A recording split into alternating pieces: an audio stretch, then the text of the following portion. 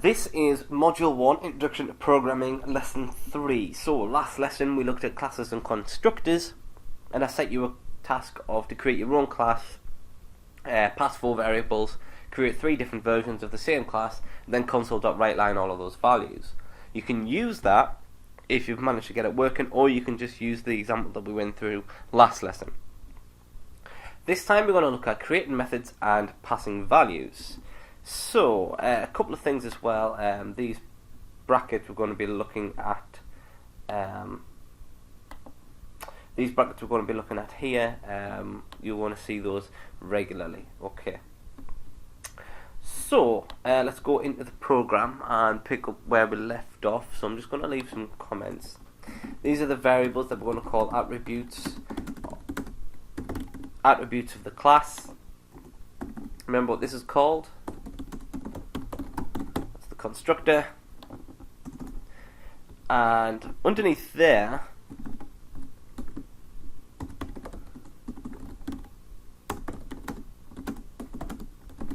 we're going to put all of the methods, or the things that it will do. So, we'll start off with a couple of example programs, and then give an example of how that would be used. So, first example is what a method is constructed of. Method is constructed of the following: access modifiers, return types, and then a name. Right, let's just start there and I'll just talk you through what we've got. So,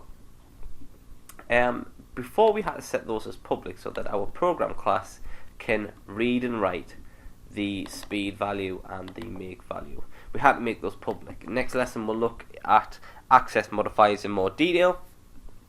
But this one, for methods, we're going to make them public because we want to use them outside of the class.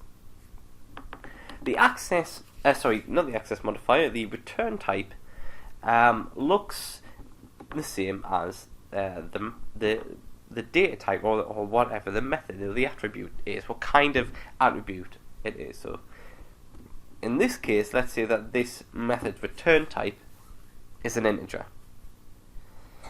If I close off those two brackets like so, that defines it as a method, and then it needs to have a body.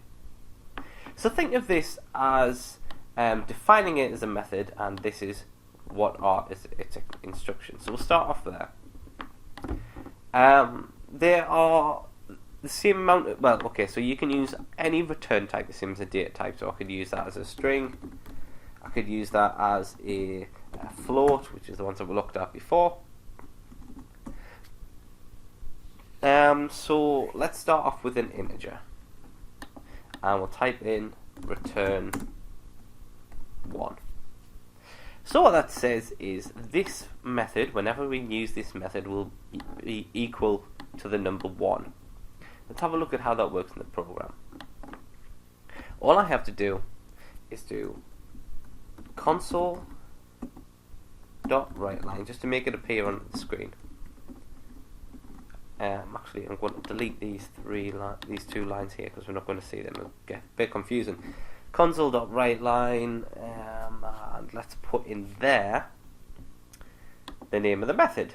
So that would be the name of the object, which is Audi, or Nissan, which is the object based on the class, full stop, and there is our method. So we have these purple blocks and these blue rectangles.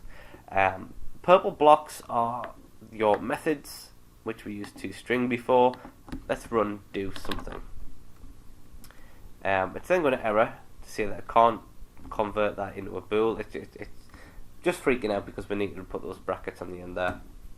Put a semicolon on the end, and hopefully it should print out the number 1.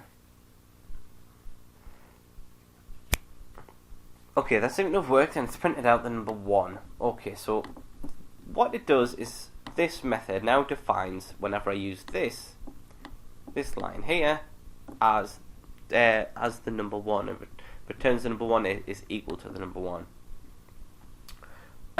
Let's try something else. I'm going to just do something that's going to be slightly different. In here, I'm going to create an integer inside the method. I'm going to call it temp for now. So when I create a method that is, an attribute that is inside a method, it becomes encapsulated within that method. Really, all that means is any other method or constructor can't use the word temp because it doesn't exist. It doesn't exist. It says temp here, it does not exist in the current context. That is because it is only in this method. What I'm going to do is return that integer I created called temp. So this entire method will now be equal to whatever this is. It's having an issue because temp is empty. Okay, so maybe in this project we want to work out the speed of the car per vehicle, so how much power each vehicle has to do.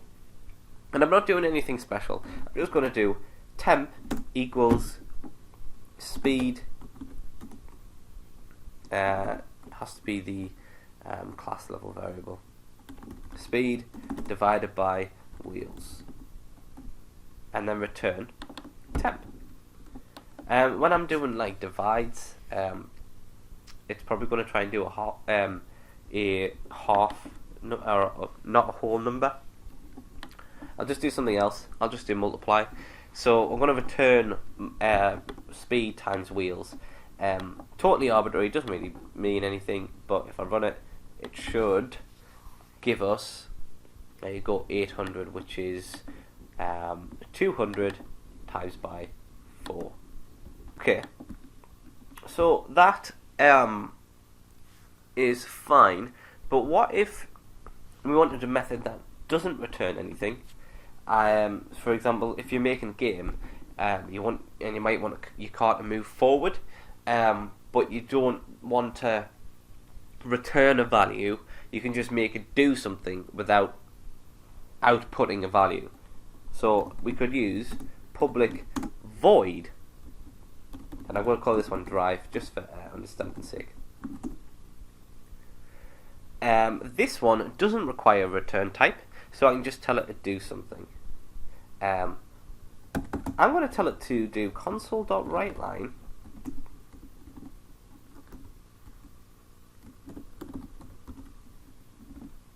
from. There we go. So if we're going to here do something, and I'll also do console.writeLine Audi dot drive.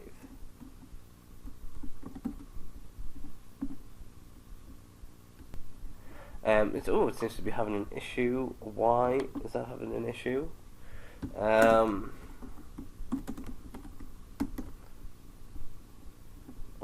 Audi.drive. Oh, of course, because it's not actually printing anything out.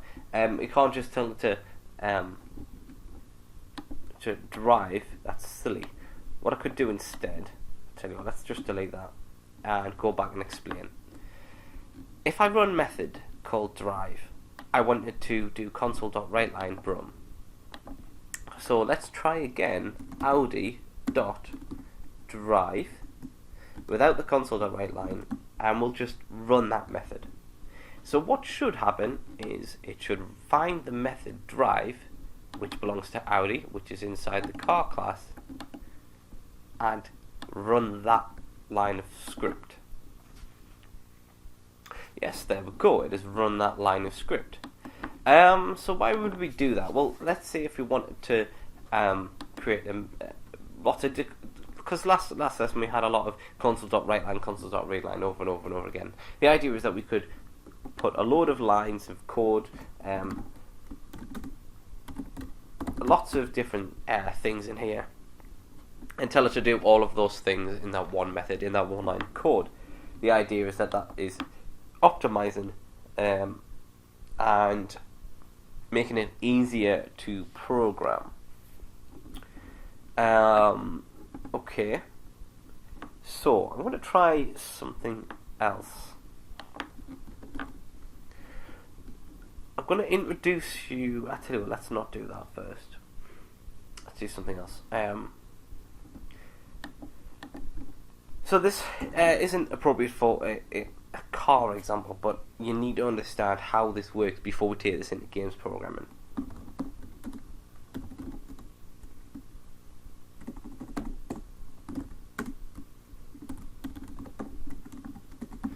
Let's say I wanted to create a method that adds up two numbers.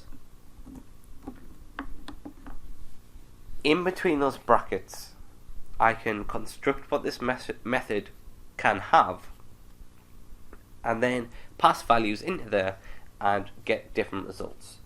So let's do int, let's put num1 and int num2. I'm going to add those two numbers up. So num1 plus equals num2, and then return num1. So what that is doing is whatever value I put in here, I'm going to add this number onto it and then return that number back into that image there. So check this out. I'm going to do console.writeLine as I normally do, and in there let's put in Audi.addUp. So I'll put the brackets in, and it's asking for two numbers to go in. I'm going to put the numbers 10 and 11, and then semicolon at the end, and if I run that, it should now output the number 21. Excellent. That did work. I'm going to copy and just paste that onto there again. This time give it different numbers. Run it. And there we go. So now that one is the same. So ideally what we're doing is we're doing the same method that gives out different results whatever we put in. Let's try a different way. So this console.writeLine is a bit of a clot on to keep having to write out over and over again. We could create a method that makes that a lot easier by doing, so I'm going to take this public void drive, I'm going to change it to write something.